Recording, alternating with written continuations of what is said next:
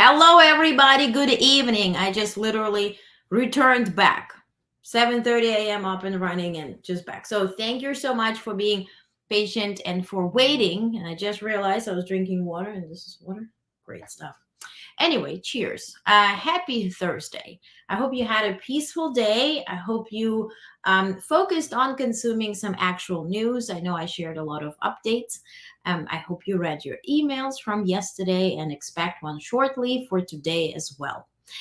Today, we will be focusing, of course, on the actual news. So expect some updates from the Harris-Walz campaign, some exciting endorsements, exciting rallies. We're going to talk about crowd sizes, if we may.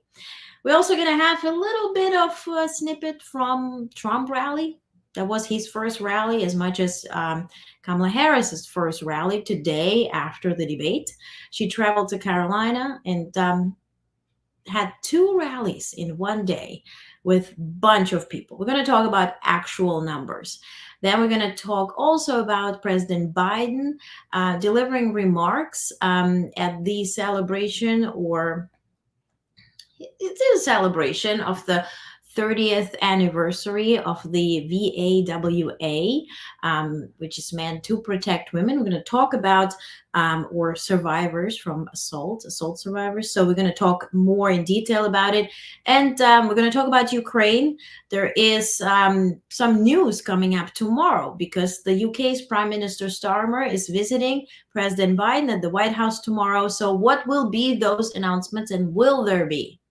And what is Putin thinking about it? And what is Putin doing about it? Because they started already doing something. Okay. So that's the game plan for tonight. It's going to be about an hour. Happy Thursday. Happy Thursday, Bad Mama Hama. Oh, I love it. I love the picture too. Beautiful. All righty. So, but first, before we move on with anything new, yesterday, 9/11, right? And all those events that I covered in detail yesterday on the video here and in the email, some picture, right, was taken out of context as expected. And we talked about it last night when President Biden took one firefighter's hat in Pennsylvania, and it was a MAGA hat, like a Trump 2024, and he wore it. And so they posted all over the place as to, thank you, Biden, for endorsement and all that stuff. And we talked yesterday about the reality behind it all, that President Biden spoke about 9/11 being the reason for us to unite, and so we should be uniting now. And so as a token of appreciation, he wore the hat because the other guy wore his hat. Now, I have the actual video as to how it happened. So from now on, if somebody confronts you, I want you to show that video. Okay, so let's watch it first. Trump hat, I'll give you my presidential hat. Presidential seal on it. You want to autograph it? Oh, sure, I'll autograph it. Huh? Yeah. You remember your name? I don't remember my name. I'm slow. Stuart Park. Stuart Old Park. Yeah, I know, man. I'm an old guy. And you're an old Park. I know you would know about that. What? About being old. Oh, I know. All right. I'm a young timer. He reminds me of the guys I grew up with. There was always one in the neighborhood. Well, I'm the only one. There you go, man. I need that hat. You want my autograph? Hell no. You know my name. Come on. I ain't going that far. Yeah, you said you would do a selfie. There you go.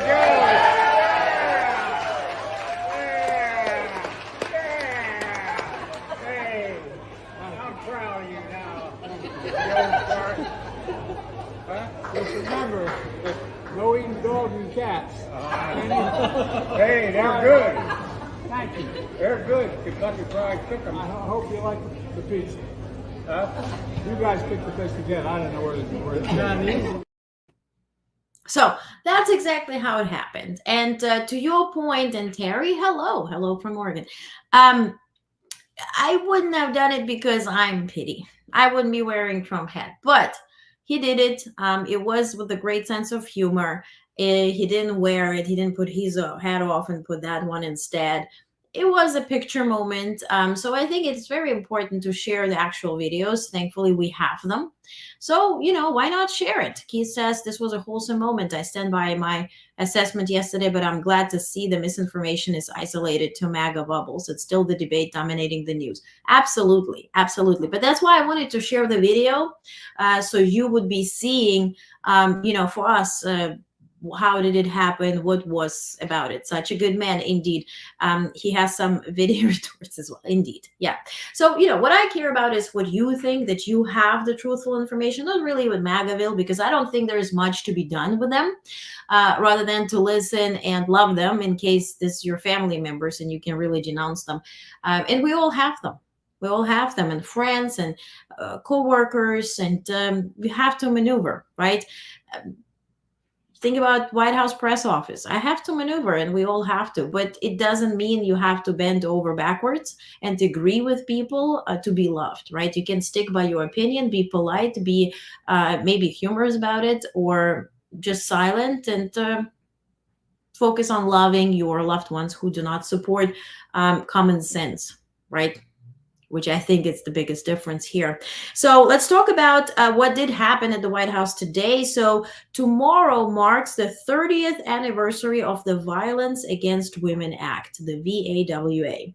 Since its 1994 enactment, VAWA has provided vital resources and legal protections, reshaping our response to domestic and sexual violence. As we celebrate, let's renew our commitment to ending gender-based violence and supporting all survivors.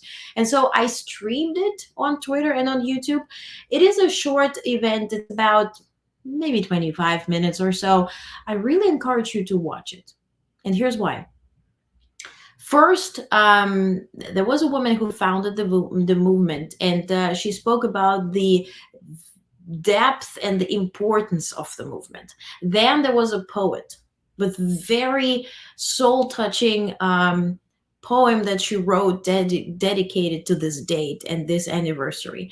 Then President Biden shared his stance, right, and why he is dedicating his presidency and his life really for fighting for those survivors, to make everybody feel as part of the society and feel like they're supported.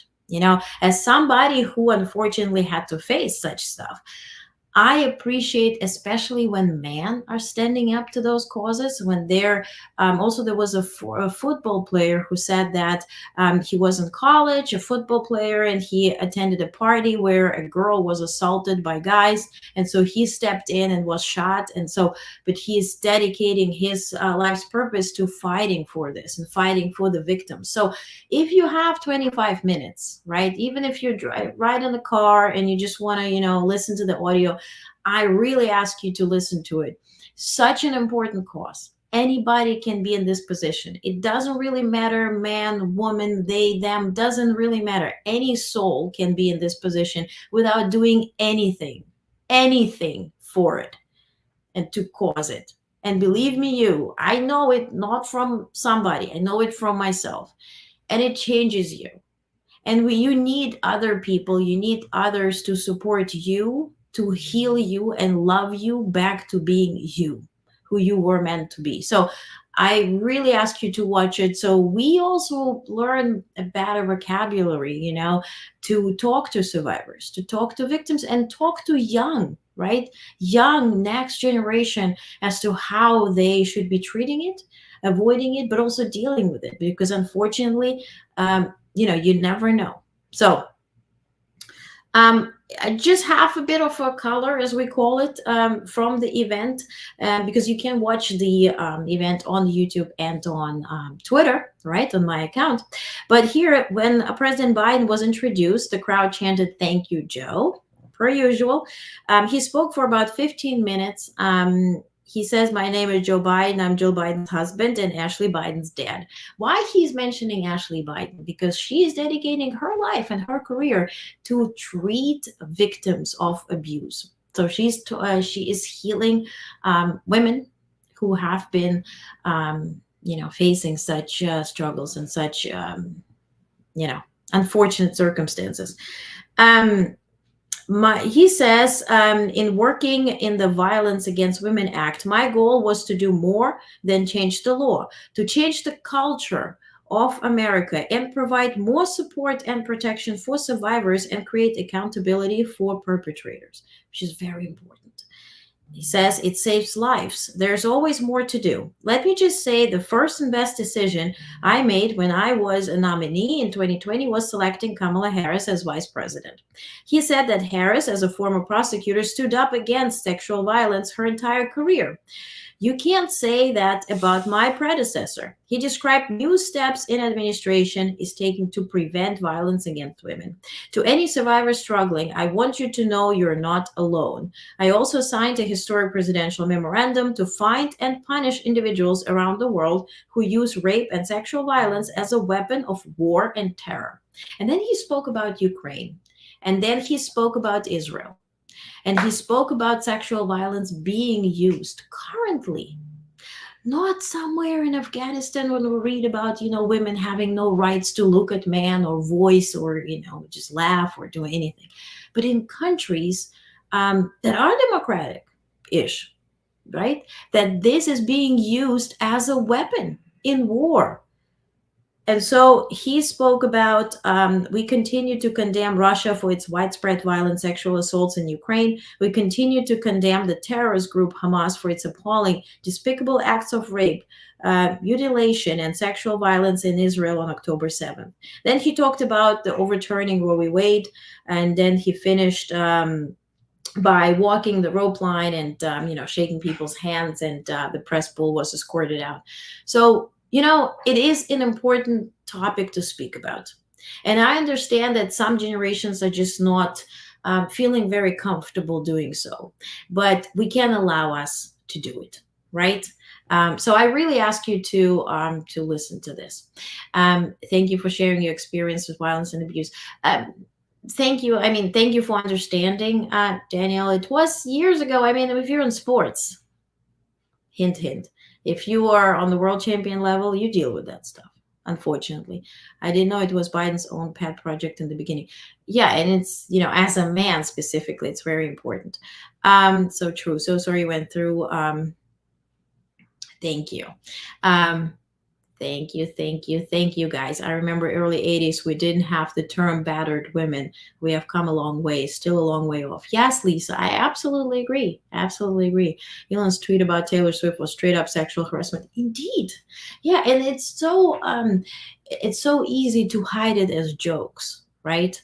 It's so easy to say, oh, somebody provoked somebody, or somebody was dressed a certain way, or somebody was looking at somebody a certain way. But why don't we teach boys, really, because it starts there, to control themselves? Why and how can we in this society teach boys to control themselves while we allow Donald Trump to do whatever he does, to say whatever he does, and to be president of the United States of America and publicly harass the current vice president, former prosecutor Kamala Harris? It's happening right here. It doesn't happen it doesn't need to happen somewhere around the corner where we're not seeing it. It's happening on national television. And then I totally support Lawrence O'Donnell, right? Who said, and then New York Times takes this blabberish shit show that Trump is spewing in this sort of verbal diarrhea, and they rephrase it into something digestible. Why are you doing that? Why are you helping this turd to be seen as a legitimate candidate? What is your agenda? Why are you dealing with that? Meanwhile, if you think about CNN, right, they would dismiss, and I'm not a fan of Don Lemon, right, but he was dismissed for certain remarks, right, that women are not in their prime in the 50s or whatever. He was dismissed from CNN. But then you allow Trump to be 24/7 on your network because it brings you likes and clicks and shares and whatever, money to survive. So certainly a big shit show. Today I was at CBS, by the way, and Thank you for your comments. That For the coverage, the Walls Vance debate coverage. So it looks like it's a green light. So October 1st, we will be streaming the actual debate, and then we will arrange it that I will be tuning in, reporting from the debate itself, interviewing some people in this twist room. What is it called? Spin room, not twist room, spin room. Like you spin the narrative. So all of that, expect on October 1st. Also today, just now, when I entered back, a business person, really big business person, asked me to talk about an issue and tell me if you've ever heard about it. I haven't. It's really like 15 minutes ago. When he told me that there is a big dispute going on for October 1st between the West Coast and East Coast harbors, and where they have to reach agreement every now and then. So he has to, read on the frequency, but has a big company that works with China and Hong Kong and all that kind of stuff, and they are not reaching an agreement, which can really cause delay in goods being delivered. And he said no one is talking about it. Nobody is investigating. Nobody wants to talk about it. And since the election, they might make that thing an election topic, right? So they will delay negotiations up until the election. And so there will be also big news coming in tomorrow. I can't talk about it, it's under embargo, but tomorrow morning, expect big news when it comes to imports, to put it this way, and certain countries, hint, hint, or country. So they're closing loopholes, a lot of movement in that regard. So we're going to talk more in detail tomorrow once I can talk about it. I'm so glad. Yes, I mean, it looks like I will be there. So when I'm credentialed, then it's for sure. But yes, it looks like it. I talked to VP of CBS. Yes, because chaos is Trump. Yep. Yeah. Can you say it's about terrorists? No. It's closing loopholes. It's not imposing tariffs on a specific country. It's closing loopholes for countries that abuse them, which will be a big change for a lot of goods and a lot of industries. So let's talk about it more in detail tomorrow. So also, very interesting announcement. So there was no summit on the world leader level that was ever hosted in Delaware. So, but here's one. President Biden is to host, or plans to host, the fourth Quad Leaders Summit in Wilmington, Delaware. Press Secretary Karine Jean-Pierre did not really share whether it will be at his house or maybe next to his house, but probably she said politics is personal. As much as I'm telling you every single time, politics is personal. So probably it might be somewhere, near or even at President Biden's house. So President Joe Biden will host the fourth in-person Quad Leaders Summit in Wilmington, Delaware on Saturday, September 21st. This summit marks the first time President Biden will welcome foreign leaders to Wilmington, underscoring his strong personal relationships with the Quad leaders and the significance of the Quad to all participating countries. The summit will see the attendance of Prime Minister Anthony Albanese of Australia, Prime Minister Modi of India, and Prime Minister Kishida Fumio of Japan. So all three will be arriving in Wilmington, Delaware. And so they're going to talk about that in recent years, Quad foreign ministers have convened 8 times, with Quad governments consistently meeting and coordinating at various levels. This upcoming summit will focus on enhancing strategic alignment among the Quad nations and advancing a shared vision for a free and open Indo-Pacific region. So they're going to talk about security. They're going to talk about military. They're going to talk about working together in case of any threats, right? Potential or actual. Also next week, I'm covering the AFA, this Air Force conference, where they're going to present all this new, like F-35s and missiles and drones, and how much AI plays a role there, right? When I'm reading now, because I'm getting those briefings to prepare for the coverage, it's insane. like how much AI plays a role there. So I have the questions, and I will start my interviews with generals and stuff with, listen, I'm an outsider. So I'm asking questions that probably any regular viewer would be asking, what are the risks? What are the potential? What is the potential, right? Where are we currently? How fast can we mass produce it? If we were, facing a war tomorrow, would we be able to use it? Also, how protected are our systems from China, from Russia? So all of those questions that I guesstimate that you guys might have, that will be my thing. So not really getting into itty gritty and the technical stuff, because trust me, this is not my my spectrum of any type of knowledge. So, just not to look very dumb on the yard, I'm going to keep it to politics and to policies. That sounds like a big scoop. Yeah, well, let's see. I didn't know General News gets embargoes. We have everyday embargoes. That's not Yeah, we have embargoes all the time. I think we had like 3 meetings with embargoes today. So just have to timelines. It's also very connected to when President Biden or VP Harris or any secretary of state or treasury or whatever, when they hold their briefings and meetings, when they announce something, that's when the embargo is usually lifted. So for that reason, you're prepared to what will be happening. So for that reason. But when I worked for UN, to your point, Keith, a meeting would be happening tomorrow. We would have exact readout of everything will be said in the meeting. We prepare all the responses right from your country to that whatever will be said. Your job is overnight to get a green light from your capital, from the country you represent, or UN headquarters if you work for the UN headquarters. And then when you show up to the meeting, we kind of know what will be said.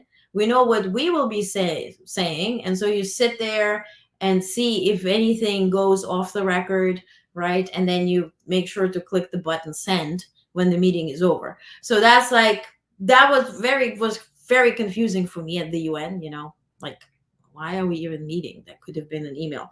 But, some things like work groups is different. Like there you have a conversation. So let's talk quickly about Treasury. So U.S. Department of the Treasury unveils proposed rules for corporate alternative minimum tax. Expect that to be reversed if Trump gets in. The U.S. Department of Treasury and the IRS have released proposed rules for the corporate alternative minimum tax, and they already have a name for it, CAMT. It's aimed at curbing significant tax avoidance by major U.S. corporations. The CAMT, a provision of the Inflation Reduction Act, is designed to ensure that large, highly profitable corporations contribute a minimum of 15% tax on their reported profits.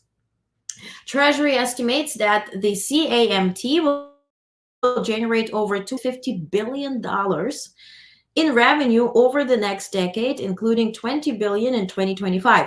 This tax targets approximately 100 of the largest corporations, which would otherwise have an average effective federal tax rate of just 2.6%, with 60% of these corporations paying 1% or less, and 25% of them paying no federal tax at all. So this 15% will not be avoidable. So that's, and that's what's at stake for all those Elon Musks and all of, Zuckerbergs and all that kind of stuff. They can say that they're impressed by Trump and his ear bandage, but that is the reason here. The CAMT will apply to companies with average annual profits exceeding $1 billion, not sales, right? So profits, not just sales. Corporations already paying 15% or more in regular tax will not owe additional CAMT. This measure aims to address tax avoidance strategies that allow some of the wealthiest companies to pay lower tax rates than individuals in professions such as teaching and emergency services, while also leveling the playing field for smaller businesses. Treasury Secretary Yellen emphasized the significance of these proposed rules in advancing tax fairness and ensuring that large corporations pay their fair share. So, big news. Vote for Kamala Harris and we get that. If not, not. Now, speaking of Kamala Harris and actually Harris Wall's campaign, today they got an endorsement from the National Association of Ladder Carriers. And I know, I saw that you want to remove the joyless joy guy. I get it. But let's read the announcement here. So the NALC president, Renfro, issued the following statement. The nation's 290,000 active and retired city letter carriers, represented by the National Association of Letter Carriers, are proud to endorse and announce our endorsement of Vice President Kamala Harris and Governor Tim Walz to serve as the next president and vice president of the United States. The debate on Tuesday night reinforced what we know. Vice President Harris and Governor Walz have the pro-labor record we support and the pro-worker vision we need in the White House in 2025 and beyond. Both have a strong history of fighting on behalf of unions and union members. We know a Harris-Walz administration will work with NALC to address unique challenges facing letter carriers and the Postal Service. So the letter continues. So you can read it again. I added that to the newsletter. By the way, let me use the chance. If you're not subscribed, it's free. Go ahead. Onest.substack.com. You're going to get that and more to read out. And I also posted it on Twitter. So, and you guys made it go pretty viral. I think it was like 26,000 people read it.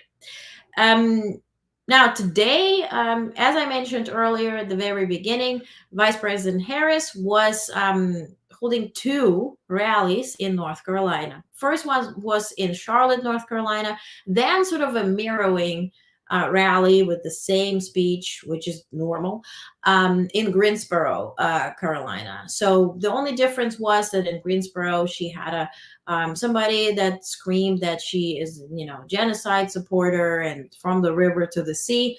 She ignored it. Then somebody was screamed that they need medical attention. She stopped the rally, let this person be helped, and then moved on. So that was the only difference. So we will be reviewing the clips and the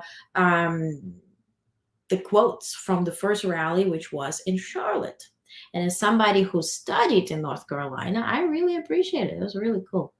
Letter carriers, they are still without a contract with POTUS. VP could apply some pressure to USI. Yep.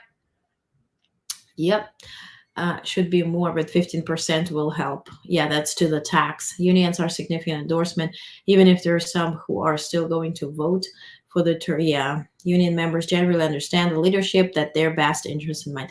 Indeed, and it's also a bunch of people that are plus minus like-minded, right? And they share, what Kamala Harris did. Yes, I always keep it here in case I have to debunk some turds quotes, so for that reason it's there. Pushed it by an accident. But first, before we're reviewing the rally, so today, this morning, Harris Wall's campaign has released a new ad, which is based on the snippet from the debate where Trump was really praising himself for overturning Roe v. Wade. Take a look. I want to turn to the issue of abortion. For 52 years, they've been trying to get Roe v. Wade into the states. I did a great service in doing it. It took courage to do it. And the Supreme Court had great courage in doing it. I have talked with women around our country. You want to talk about this is what people wanted? Pregnant women who want to carry a pregnancy to term, suffering from a miscarriage, being denied care in an emergency room because the healthcare providers are afraid they might go to jail, and she's bleeding out in a car in the parking lot. She didn't want that. Her husband didn't want that. A 12 or 13-year-old survivor of incest being forced to carry a pregnancy to term. They don't want that. I think the American people believe that certain freedoms, in particular the freedom to make decisions about one's own body, should not be made by the government. I'm Kamala Harris, and I approve this message. I don't understand how we're 50-50 or whatever, if that's a lie, Polls are polls and appalling polls. When I'm just listening to this, it's just like, evil and normal. Like, How are we here? I don't understand. Are we what's happening to us? Anyway, at the rally in Charlotte, North Carolina, Kamala Harris first talked about the debate. 2 nights ago, Donald Trump and I had our first debate.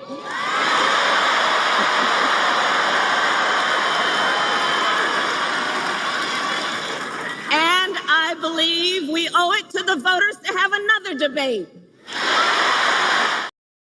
Well, to that, I told you, I called it. I said that was President or former President Trump's very last debate in his life.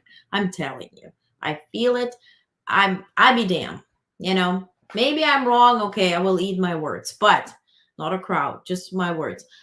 But this guy is tweeting today, when a prize fighter loses a fight, the first words out of his mouth are, "I want a rematch." Polls clearly show that I won. Well, that's the polls that you are shown, Donald, because people are afraid of you and you catch up disasters. Polls clearly show that I won the debate against Comrade Kamala Harris, the Democrats' radical left candidate.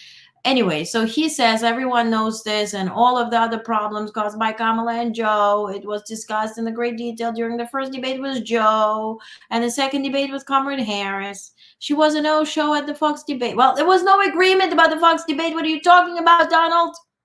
And refused to do NBC and CBS. Kamala should focus on what she should have done during the last almost 4 years period. There will be no third debate. Oh, chicken. You're not just orange, you're chicken. He also tweeted some other stuff. Take a look. Crazy Jack Smith and his band of thugs at the Justice Department are coming for your favorite president, trying to take me down in the greatest witch hunt of all time. It's like an old tweet. So unfair. Nixon said when a president does it, it's not illegal. And Trump is a much better president than Nixon ever was. Total loser. He couldn't take down Roe. Jesus. He let that happen in Vietnam too. Very sad. I had a perfect call and forgot to give back some paperwork to the National Archives. And suddenly, for Trump, it's such a big deal. Somebody call a doctor. Somebody call a doctor. The face you make when you realize it's time to take away Grandpa's car keys. I would take away even his house keys. Because that guy needs to stay in. It's like, unfortunately, and probably, a bunch of us, me included, we had families that had dementia in our family, family members that had to face this really horrible disease that steals the person from you before they're physically gone. And we can relate to that. If you've ever dealt with that, and this is no jokes, by the way, I'm like Biden, no joke, it's true, but it's really no joke. You can't see the signs. You can't see this. It's not funny. It's not rambling. It's not a performance any longer. All of this stuff is really a violent case of dementia. A violent case of dementia. I don't understand how it's not seen by the people who want him being elected. I don't understand it. This is dangerous. It's not funny. It has stopped being funny, coward. Yeah. You can always tell me when he's losing. It's shit bigly. Yeah. Nixon is a total loser, and Nixon didn't overturn Roe, and he did, and he's competing with Nixon now. Maybe Nixon is in his room. That's what I mean, Somebody should ask, Donald, is Nixon currently in this room? Because sometimes, you talk to people with dementia and they're like, they seem normal. And then you ask them, how old are you? And they're in their 80s and they say 21. Like, you have to ask some questions. Like, if there is a second debate, which it won't, because he's a chicken here, there will be no third debate. He had his very last debate, I'm telling you. But the point is, ask him questions. Who is in this room? What are you hearing? What are those voices? Because it ain't good. It's not even funny anymore. So back to the rally in Charlotte. Kamala Harris emphasized that her debate performance focused on substantive issues, contrasting it with Trump's lack of concrete plans. Quote, on Tuesday night, I talked about issues that I know matter. Harris said, but that's not what we heard from Donald Trump. Instead, it was the same old show. She criticized Trump for presenting no detailed plans, only vague concepts. And she actually made a pretty good joke about it. Take a look. A bit longer clip, 1 minute, 15 seconds, but worth your time. And the top economists, they've previewed our plans. They've reviewed them. Goldman Sachs says my plan would grow our economy and his plan would shrink it.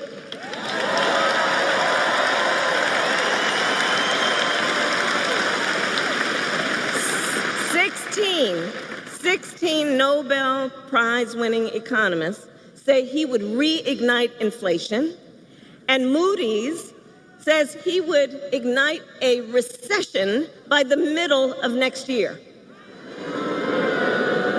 You know, he talks a big talk, but when folks review the numbers, highly respected folks, that's what you learn about him. That's what you learn. And North Carolina, on top of all of this, Donald Trump intends to end the Affordable Care Act. And as Stacey mentioned, you heard what he said in the debate. He has no plan to replace it. He said, concepts of a plan. Concepts of a plan. Then she talked about putting middle class first. Middle class and working families first. I grew up a middle class kid. I was raised by a hardworking mother who saved up, and by the time I was a teenager, she was able to afford to buy our first home. I understand how people work hard and have dreams and aspirations for their children and need to be put first. Understanding, again, when the middle class is strong, America is strong. Yeah. So also with a sense of urgency, Harris reminded the audience of the upcoming election. So North Carolina, we have 54 days until election day and 35 days until early voting starts. By the way, I decided I need to do early voting because my head finally realized that I might be in DC very well on the election day in the Harris headquarters.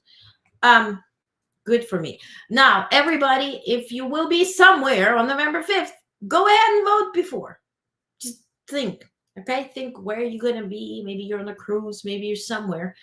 Think about it and make it happen early. Okay. She briefly mentioned Josh Stein's race, criticizing his opponent for attempting to shift the country in a direction she opposes without naming Mark Robinson. The rally featured strong crowd reactions, including chants of USA, when Harris spoke about the love of country and the stakes of the election. She acknowledged the tight nature of their campaign and the efforts of powerful voices trying to undermine voter engagement. In closing, Harris responded to an orchestrated "We love you" chant with warmth, saying, "I love you too." The rally was a vibrant display of her campaign's energy and determination as she continues to connect with voters and rally support in the lead up to the election. And since I'm reading it, you know, it will be in your newsletter. So that's out of the newsletter. Now let's talk about crowd sizes. They're here like this. Now, in Charlotte, 7.5K. Okay. In Greensboro, over 17,000 people showed up, which makes it altogether about 25K total for the day in North Carolina between cities under 2 hours apart. Ta-da! Donald, how many people did you welcome today? Not in your head in terms of voices, but like in real life. How many were there? Yeah? You guys are having discussions and vomit emojis. Great stuff.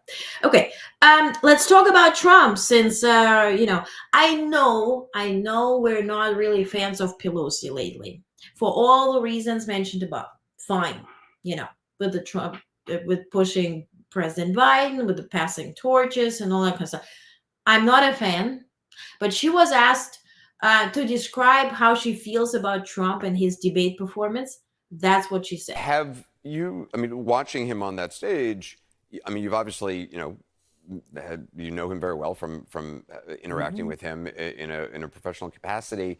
Has he, what do you make of where he is at? Has he is his skill level the same? Is he different than he was, as you recall, in office in terms of his stamina, thinking, whatever it may be?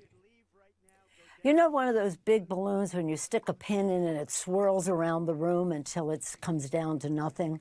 That's what he reminds me of, just less and less and less and less. Like somebody stuck a pin in him and he's just greatly diminished.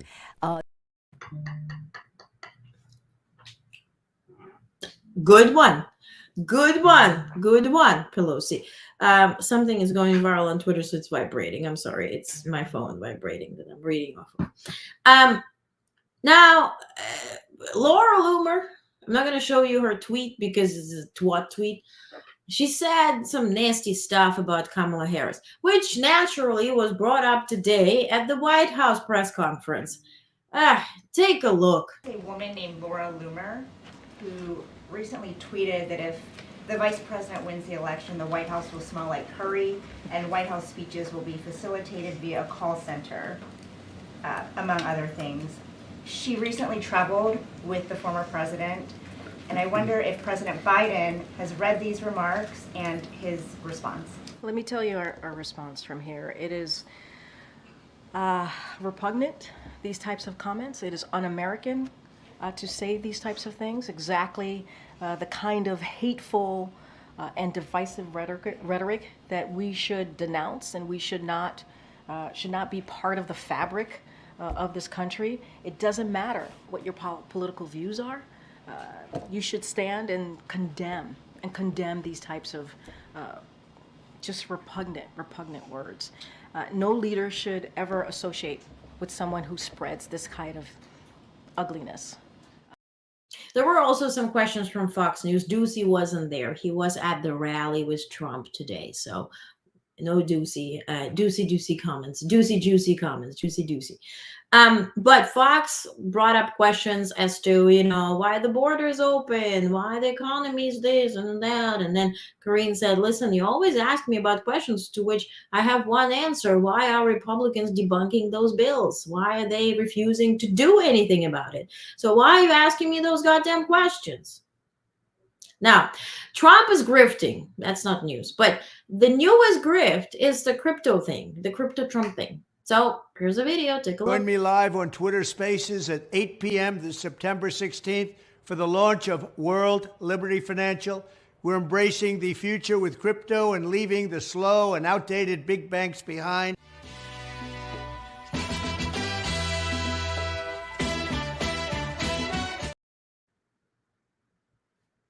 Crypto, Twitter Spaces. But he's perfect for the crypto thing because crypto is based on whatever you think crypto's value is, right? You just make up a number and type it. And that's pretty much how Trump reads his polls. It's just whatever I think, whatever I feel is right. He goes by feeling. Unfortunately, people will fall for it. Same as people fell for his shares and his Truth Social and all that kind of stuff. All this stuff will cost people money, unfortunately. People who cannot afford this, they will be losing their last dollars on this mess.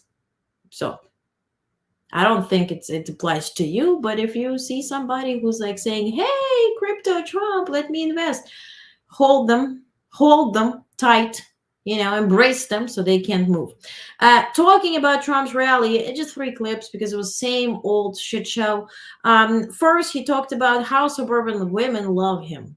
The suburbs were safe. That's why when they say suburban women maybe don't like Trump, I think they're wrong. I think they love me. I do. I never had problems with women. I never had any problems. Never had problems with women. It was just, yeah. True. To your point, yes.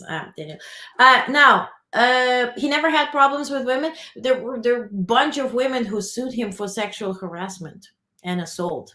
Since we're talking about the 30th anniversary of VAWA, right? Well, you probably didn't have problems with women. Women had problems with you. And so they sued you. And so you should be staying away and not grabbing anybody by any type of parts. I went to my stylist today. She's from the UK, and we were here in France. She told me she has had 10 Trumpers in the last week, all women, ages 30, 40, all white. And they say they're like, he is not a politician. And she's also said they didn't seem crazy. Unfortunately, that's the truth. You know, you go to Florida, you see all this fancy women, you talk about this and that, and then suddenly you find out they're Trumpers. Or the dating apps.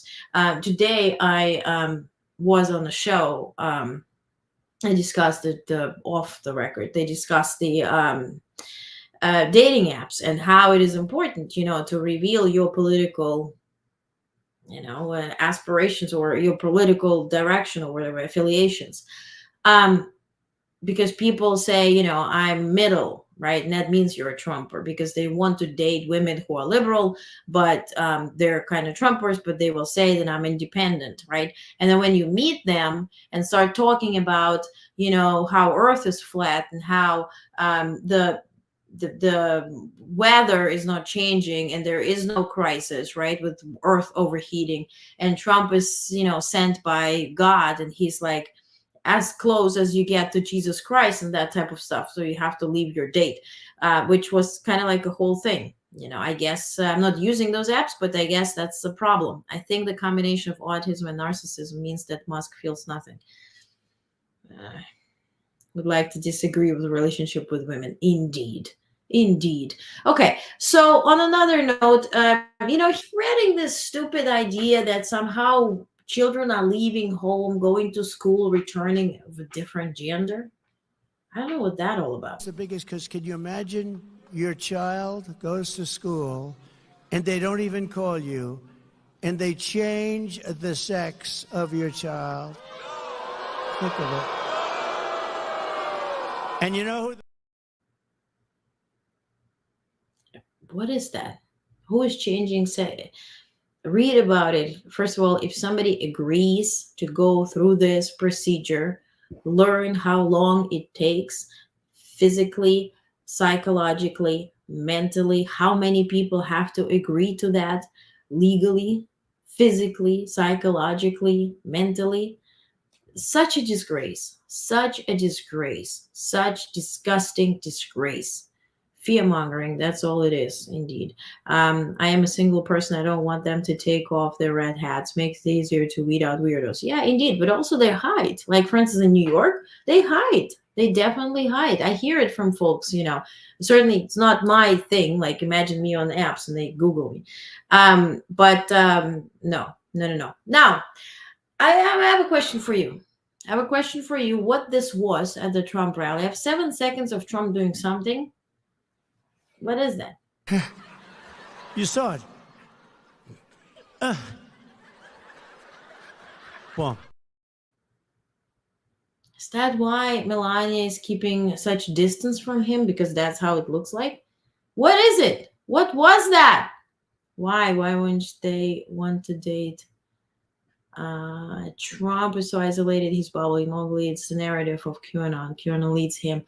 I know. What was that? What was Trump doing? Give me guesses. What was that? I mean, I have a guess. I'm scared to voice it, but it kind of looked that way. Now, on another note, he announced, I mean, since I promised you to cover any policies he does, so he did announce no tax on overtime pay. Today, former President Donald Trump announced his pledge to end tax on overtime. But it's, you know, if it is agreed, if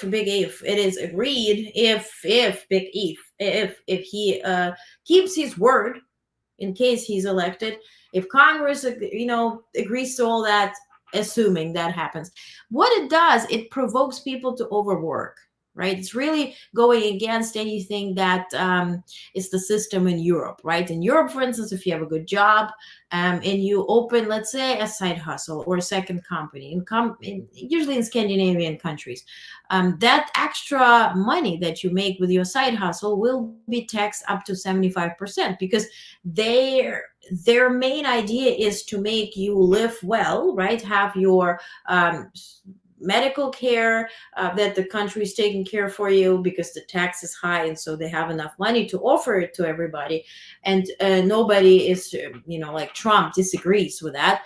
So then if you continue overworking, they will be taxing you more, prompting you to realize that having a good lifestyle, taking care of your loved ones, your family, perhaps having children if you decide so, is the way to go. Now, here, this will promote people to overwork, right? And then how many hours really do you do overtime? And so if that's not tax, how much of a difference financially will that make? But I certainly would love to hear from you on that.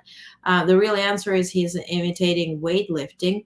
It's a whole story, but anyway, it doesn't matter. It's weird. Oh, it's a weightlifting. Oh, thank you. So I will be sleeping well today. Okay.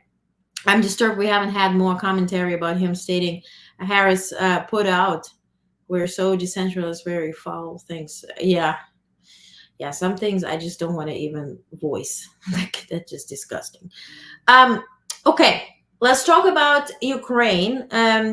So President Biden, as I mentioned at the beginning of this, will be meeting UK's Prime Minister Starmer for the second time already in DC, at the White House, at the Oval Office. I have President Biden's schedule, and the meeting is only 20 minutes. Like, literally, he's meeting him at 4 something, and then 20 minutes later, he's flying off of South Lawn to Wilmington, or to Delaware. So I don't know what that is. It's rumored to be an announcement that Ukraine will have a green light to strike deep inside Russia. When Secretary of State Blinken was in Kiev with his counterpart from the UK, meeting the counterpart in Ukraine and Zelensky himself, they received a list of the targets that Ukraine wants to hit.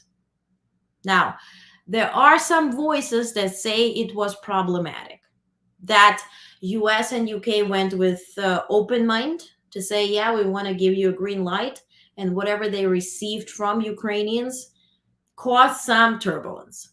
Again, I wasn't there. You weren't there. I'm just telling you what I'm hearing. If it's true or not, we don't know, right? So I'm sharing it as is. Now, tomorrow is rumored to be the announcement that, yes, UK will allow to use Storm Shadow, and that US will allow to use ATACMS to strike inside Russia. So I guess, in my understanding, and from what I know from working, UN and whatnot, that it's all about the list of targets that they have to agree upon. And also they have to ensure that those ATACMS and those Storm Shadows are ready to be used right away. So once it is announced, they can be used. So to speak, they can strike Russia right away. If you announce it hours before, Russia will take care of it and damage it before it can be used. So for that reason, those two aspects have to line up for that to be announced. I will keep you updated through the day, and also at night, 8 p.m. we go live per usual. So tomorrow, no scheduling differences there or issues. Now, Putin, of course, heard about it. And so today he gave this interview. There's this boy, really like a boy toy. He's traveling with Putin. He's having this mic from Russia, which is Russia, main channel, which is governmental channel. And he asked him questions, and always this sort of butt-licking questions. And he said, how would you comment on that Ukraine would be allowed to strike inside Russia? And Putin said, well, that certainly means NATO is officially at war with us. And I have a question, Vladimir. Is Iran at war now too? Is China at war now too? Because you just received 200 missiles from Iran. You're receiving parts and chips and everything from China. They're also sponsoring your war because they're buying your gas, right, at the production prices. Russia's not making any profit of it, but they're still sponsoring your war machine, where you're losing people. You're losing most people that die are your people, Russians. He cleansed already all the jails, right? Now it's the next, like all this people in poor areas, right? Not Moscow, not St. Petersburg, but he's literally wasting his entire on this stupid war. And so then he says, well, but now then we will be at war. And then, of course, he has to do the PP contest and say, well, nuclear weapons.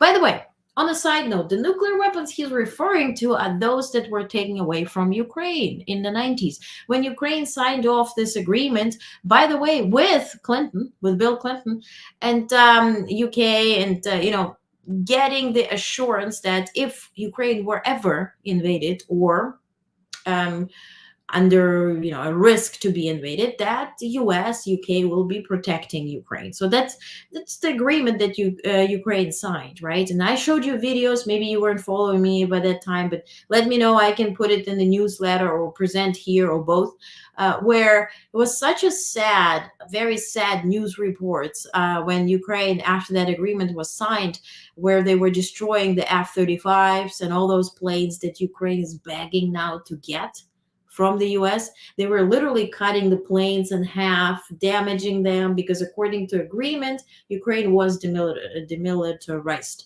And for instance, Kharkiv city, where I'm from, it's being much hit by Russia, had the most known, the most profitable and successful production sites for the airplanes, for the missiles. And so now Russians are using the missiles now, pay attention, produced in Kharkiv during the USSR era to strike Kharkiv civilians. And they're putting like in writing, they're writing on those missiles, going back to you, going home, right? Because it's produced there, now it's going to kill people living in Kharkiv. And so there's in fact people who worked, right? Professors, scientists who worked on those missiles and whose families are being now hit with the same missiles they worked on. So it's really more than, land grab or economic or political issues. It's really personal.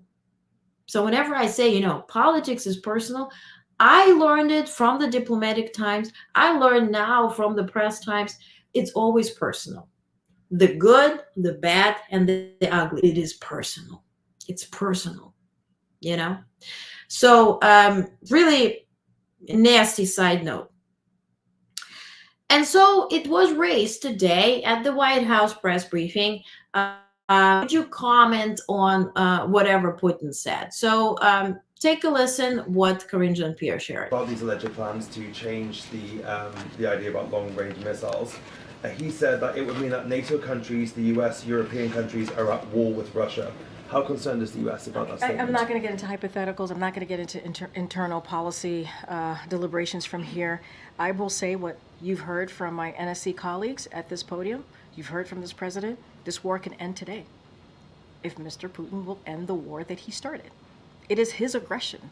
It is his war that he started. He can end it. He can end it. I'm going to leave it there. Yeah. And I'm just going through your comments. Yes, I did answer a bunch of it. I never knew that about Ukrainian history. Indeed. And it's like, it's personal. That's why when certain cities are hit with certain missiles, it's not by chance. They're putting it in writing. Then they have this, people say that Zelensky is so evil that he is kicking out this Moscow Orthodox Church, the Christian Orthodox Church movement. There's Christian Orthodox Church has a Kiev movement, it has a Moscow, right? So the Moscow was running this bunch of churches in Ukraine. And then the Moscow Patriarchate, it's called. So they're blessing those missiles. They're really the Pope, right? That goes there and blesses them to hit, to kill and free the souls of Ukraine. This nasty stuff, real crazy stuff. Think about MAGA crazy. This is crazy, like on steroids. So they start killing people out of craziness. And so with their idea, what they're spreading is that they're freeing the souls, right? I'm going to kill the heck out of you, but you're going to be freed as a soul because, it's just twisted beyond means. And so this Pope, right, the how that church is functioning, they're trading drugs. It's the biggest drug cartel that you can imagine. And also they're flying those drugs on their governmental planes.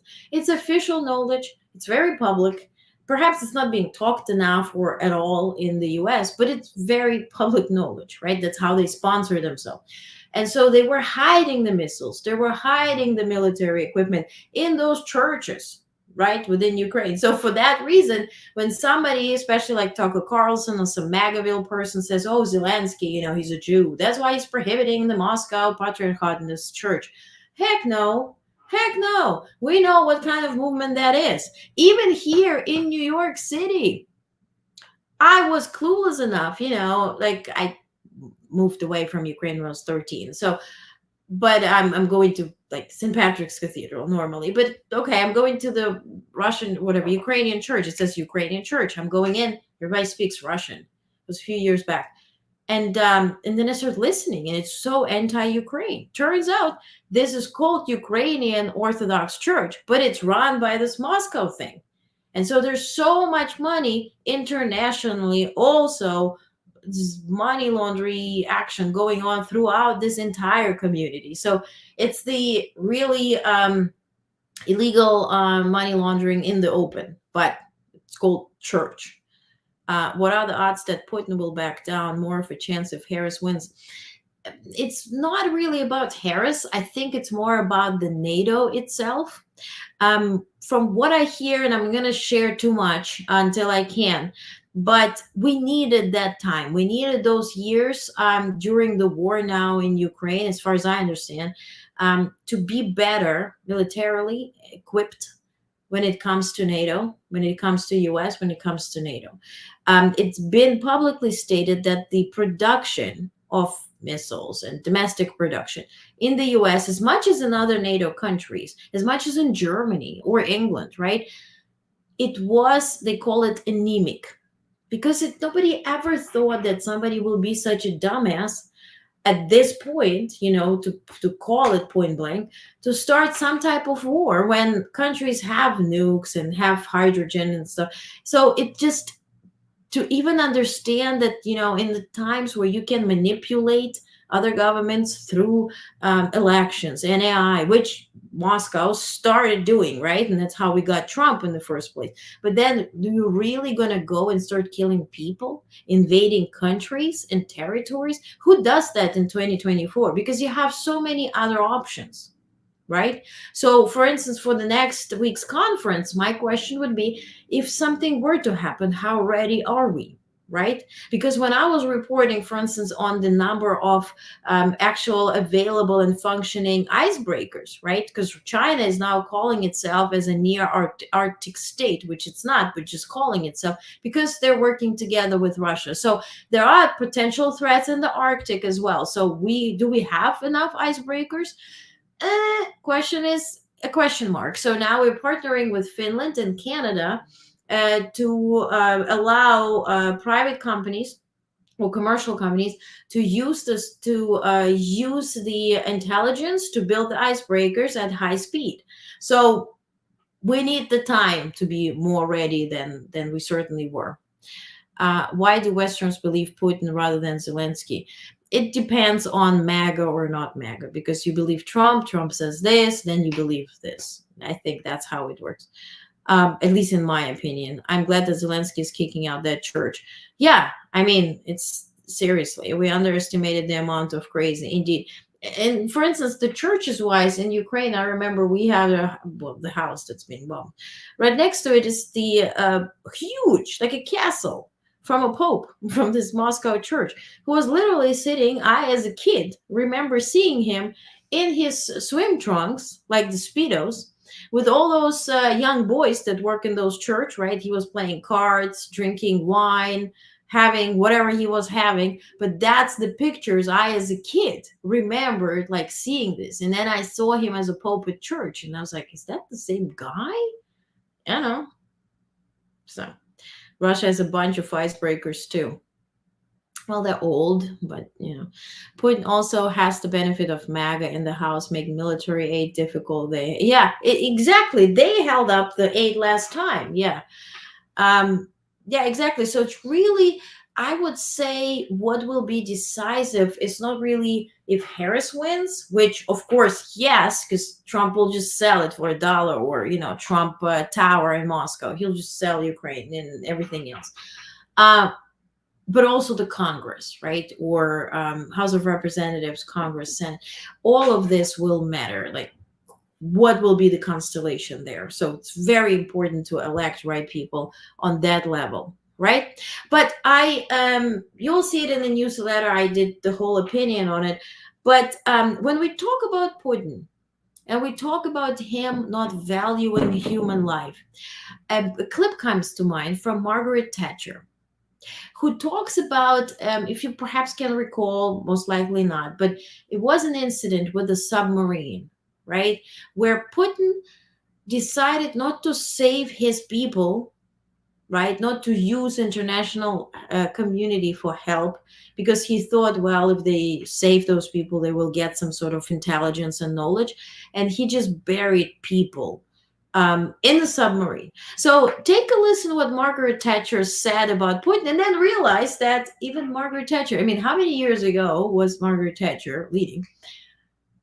She was dealing with Putin. So that's how long this mofo is in Kremlin. So take a listen. You, Mr. Putin.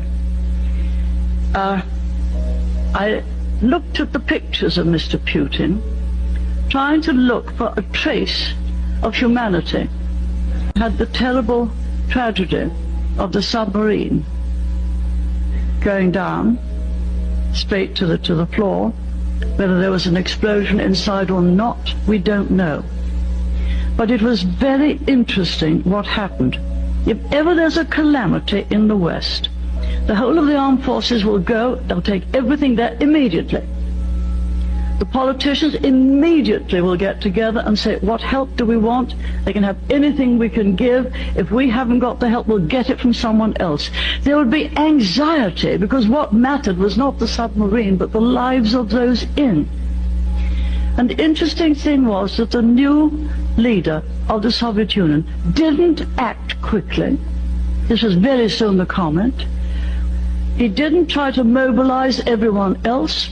We didn't know whether we could help, but we were all ready to go and help, and sent some of the small submarines that we had just for such an occasion. But that, my friends, was very, very revealing indeed. They still do not value human life in the same way that we do. And so, all the help got there, I'm afraid, really rather late. So he just killed like a bunch of people. And then next day he held like a whole big funeral and remembrance and all that kind of stuff, which was fake as heck. If you haven't seen, I will add it to the newsletter. Please comment.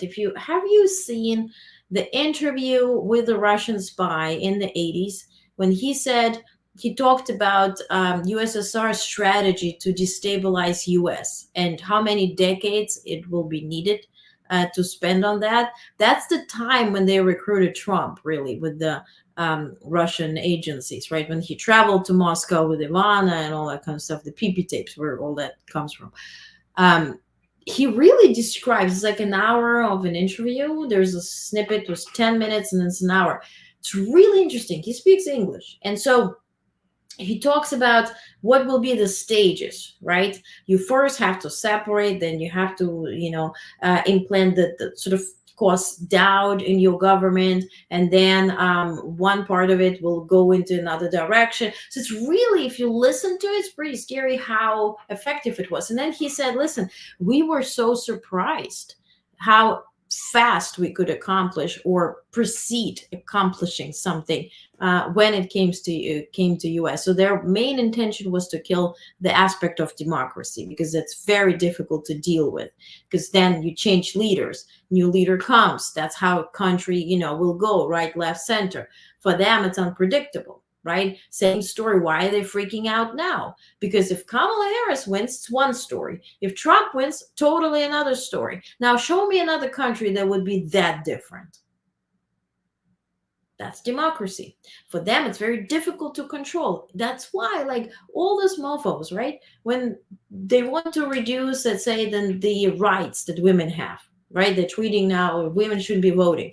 In Afghanistan, women shouldn't be speaking. Women shouldn't be looking at men. Women shouldn't be blah, blah, blah, anything, right?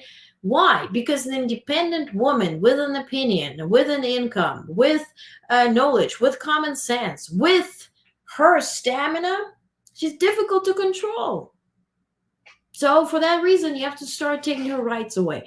That's the same story. Democracy is as dangerous, right? As dangerous to those who want to control other countries. It's unpredictable.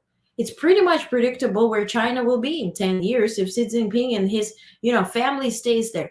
It's predictable to think what Russia will be doing in 10 years because it takes decades to change your mindset, which is really different. I mean, they love and hate their Tsar. They need to have a Tsar. So it's difficult to predict what will be in the US in 10 years because anything can happen. And that's the beauty of democracy. And that's what we need to protect. You shared the link with me. Yes, I did. The long video is more frightening than the short video. So I think, I will add it to the newsletter if you want to read it. If not, I don't want to spread this, but it's not propaganda. It's really laying out their game plan. MAGA never substantially denies involvement with Putin. Exactly. Russia is absolutely disheartened by the debate. Exactly. Yeah. And I love Julia Davis. She does such a good job watching this. I try to sometimes, to post about the Russian stuff. I can't digest because I understand Russian. And I'm like, oh God, hell no. Please edit. Yes, I will. Promise. Okay. Good stuff.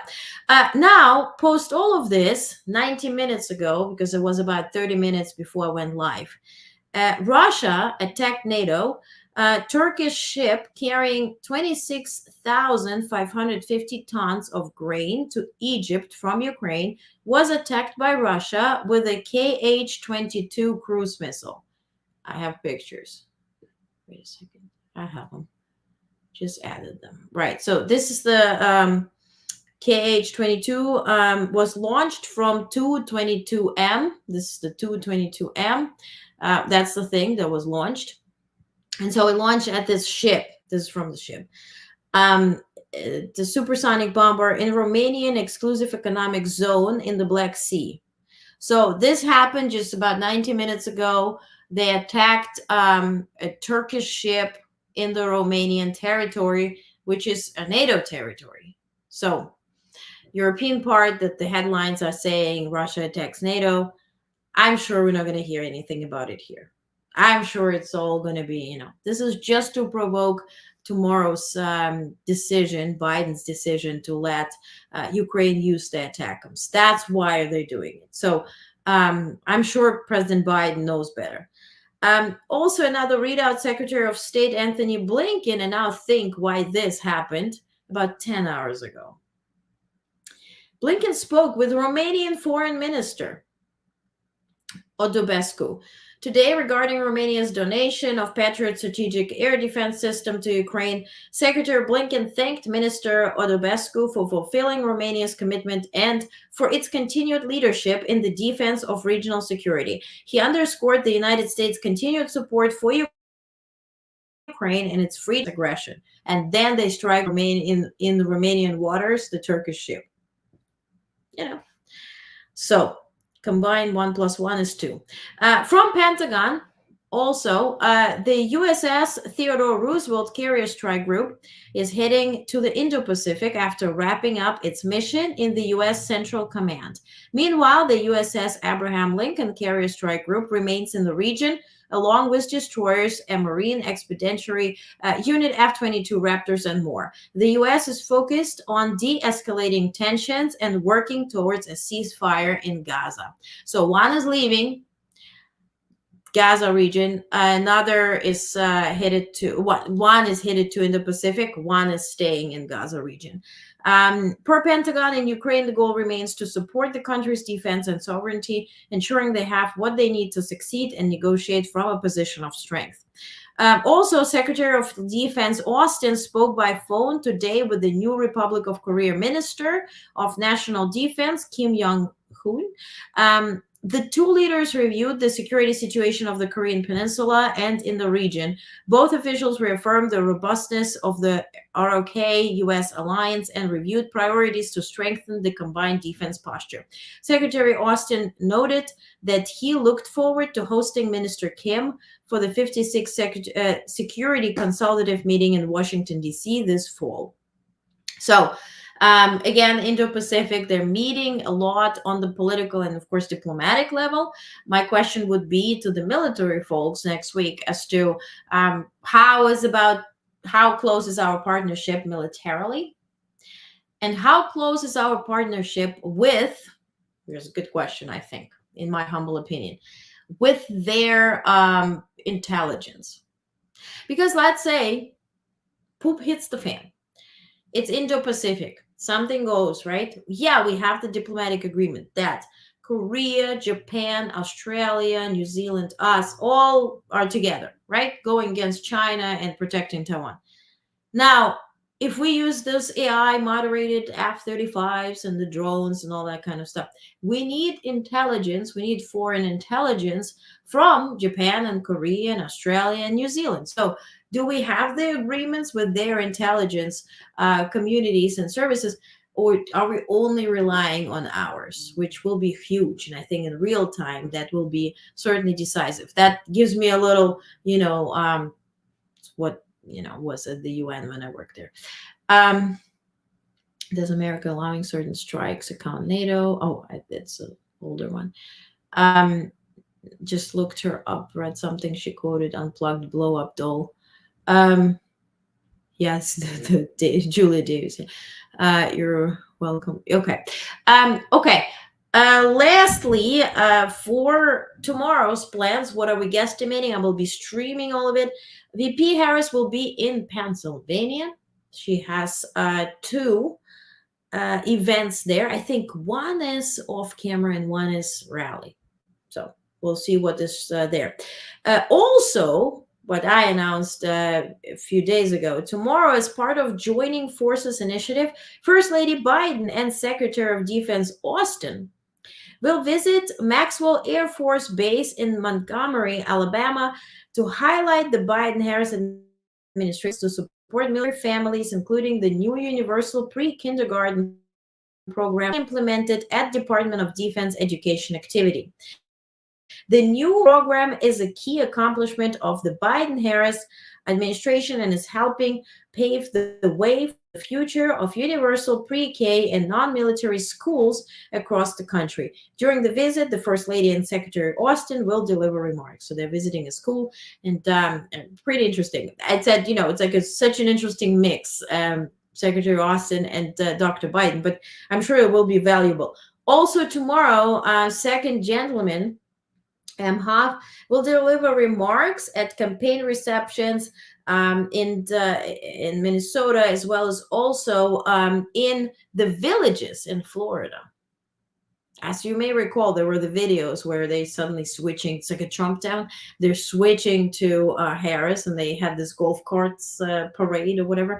So he's there, and it will be as part of the Harris New Way Forward program. So he will be speaking on that. If that's publicly available, I will stream it. So it's pretty interesting to see, how they will be in Florida.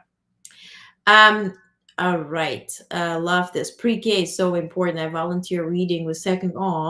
This littles need all help they can get. Indeed. And also, like writing and reading, like how many times I even have to catch myself. How many times am I writing something? Only when I'm at Pentagon or the Department of State, because they don't allow you computers. But it's just, or NATO or UN, you always had to go with the book and just write it. I think I have it still here. Yeah, they give you, wait a second. They give you the thingies, right? The UN stuff, and you write. That's why you still have notes. But how many times do we write something actually physically? So I hope that, folks will keep learning how to read and write with the hand. That's going to be interesting. Yeah. So On this note, thank you so much for joining. Super late. Have a good night. I will be tomorrow at the regular time, also streaming a bunch of stuff. And I will read that about the ports, the East Coast, West Coast thing that nobody talks about. So let's see what we can find out there. On another note, also President Biden is holding tomorrow morning a great brunch reception. Unfortunately, I couldn't be there, but great brunch reception celebrating Black excellence. There will be celebrities, there will be a bunch of folks. It will be in the morning. My thing is I'm preparing for the Starmer meeting. So not really the Harigali tomorrow. Thank you, Lisa, and sleep a little bit. I know you're in Paris. Is there SCIF? What's that? Am I dumb? Not understanding something? Thank you guys. All right. Great questions from viewers. Yeah, absolutely. Thank you guys. Thank you. If you're not getting your emails, get on board, get your emails. You must skip one or two because I see your stats, but you will be, getting the latest news. And so again, I'm going to go back to my emails to finish it off and send it to you. Thank you so much for tuning in. Not a bunch of fast food, actual meals. Yeah, it's going to be like a thing. By the way, press never eats at the White House. All we get is a water if we faint. But, we're not invited to those barbecues. July 4th, they gave us ice creams. Yeah. But, it's all good. We're there to work. Thank you. Security controlled area. Yes. Because they're more worried at the UN, same as NATO, same as Department of State if they're welcoming NATO. They're worried about Bluetooth. So they will remove your computer and your phone and your watch because of Bluetooth. So they're very scared of Bluetooth situation that you will be reading off of any devices. Not really about the internet. Bluetooth is the biggest thing. So it's security controlled area. Yes. Thank you. All right. Have a good night. Thank you so much for being here. Appreciate you. Thank you for your support. Thank you for subscribing and sharing and commenting, and appreciate you. By the way, this is a guy in Manhattan yesterday. I love this guy. Still have this picture. Okay. Have a good night. See you tomorrow.